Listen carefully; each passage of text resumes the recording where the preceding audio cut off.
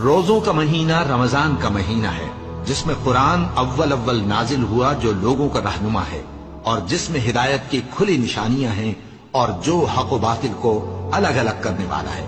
تو جو کوئی تم میں سے اس مہینے میں موجود ہو چاہیے کہ پورے مہینے کے روزے رکھے، اور جو بیمار ہو یا سفر میں ہو تو دوسرے دنوں میں روزے رکھ کر ان کا شمار پورا کر لے۔ اللہ تمہارے حق میں آسانی چاہتا ہے اور سختی نہیں چاہتا، اور یہ آسانی کا حکم اس لیے دیا گیا ہے کہ تم روزوں کا شمار پورا کر لو، اور اس احسان کے بدلے کہ اللہ نے تم کو ہدایت بخشی ہے تم اس کو بزرگی سے یاد کرو اور اس کا شکر کرو۔ اور اے پیغمبر، جب تم سے میرے بندے میرے بارے میں دریافت کریں تو انہیں معلوم ہو کہ میں تو تمہارے پاس ہی ہوں۔ جب کوئی پکارنے والا مجھے پکارتا ہے تو میں اس کی دعا قبول کرتا ہوں۔ تو ان کو چاہیے کہ میرے حکموں کو مانیں اور مجھ پر ایمان رکھیں تاکہ نیک رستہ پائیں۔